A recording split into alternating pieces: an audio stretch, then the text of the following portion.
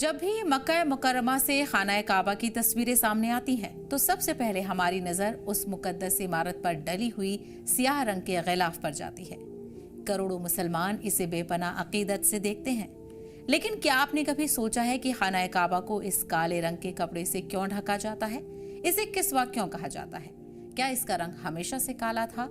और इस रिवायत की शुरुआत आखिर कब और कैसे हुई? आइए जानते हैं इस मुकद्दस किस्वा के पीछे छुपी तारीख, रूहानियत और फनकारी की दिलचस्प कहानी। किस्वा अरबी जबान का लफ्ज है जिसका मतलब होता है ओढ़ाई जाने वाली चादर। ये खास रेशमी कपड़ा है जिससे खाना काबा को ढका जाता है। इस पर सोने और चांदी के धागों से कुरान की आयतें, कलमा तौहीद और खूबसूरत इस्लामी नक्शो निगार कढ़ाई किए जाते हैं। आज ये सियाह रंग की चादर पूरी दुनिया में इस्लामी पहचान की एक अहम अलामत बन चुकी है। फतह मक्का के बाद नबी करीम हजरत मोहम्मद सल्लल्लाहु अलैहि वसल्लम ने भी खाना काबा पर किस्वा चढ़ाया। उस वक्त यमन का बेहतरीन सफेद कपड़ा इस्तेमाल किया गया। आपके बाद हजरत अबू बकर रजी अल्लाह अन्हु, हजरत उमर रजी अल्लाह अन्हु और हजरत उस्मान रजी अल्लाह अन्हु ने भी इसी रिवायत को जारी रखा।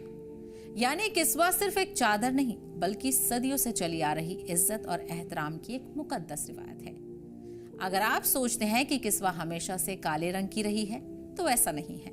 तारीख बताती है कि अलग अलग दौर में इसका रंग बदलता रहा है। कभी ये सफेद, कभी हरा, कभी लाल, तो कभी धारीदार कपड़े का भी हुआ करता था। बाद में अब्बासी खिलाफत के दौर में काले रंग को अपनाया गया और धीरे धीरे यही रंग इसकी मुकम्मल पहचान बन गया। आज पूरी दुनिया खाना काबा को जिस सियाह किस्वा में देखती है, वो उसी तारीखी सिलसिले का हिस्सा है। आज की किस्वा सऊदी अरब के king Abdul Aziz complex for the holy Kaaba किस्वा में तैयार की जाती है।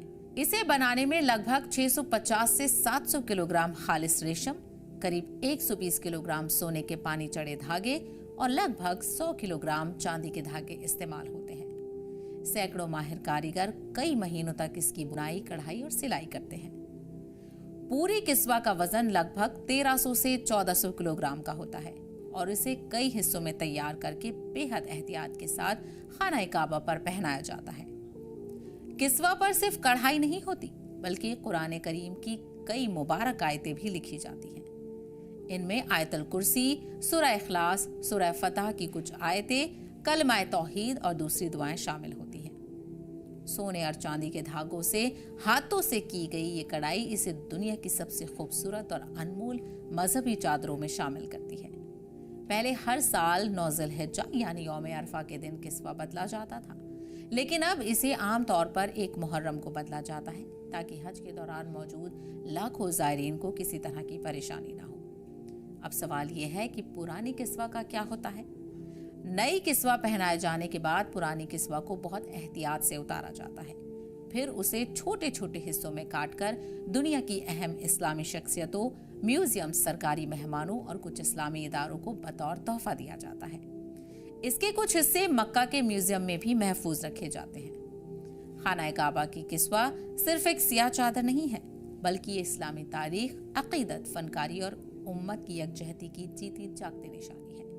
सदियां गुजर गईं, सल्तनतें बदल गईं, हुकूमतें बदल गईं, लेकिन खाना काबा पर किस्वा चढ़ाने की ये मुकद्दस रिवायत आज भी उसी मोहब्बत और एहतराम के साथ जारी है। शायद यही वजह है कि जब भी नए किस्वा खाना काबा को पहनाई जाती है, तो वो मंजर सिर्फ आंखों को नहीं, बल्कि दिलों को भी रूहानी सुकून से भर देता है।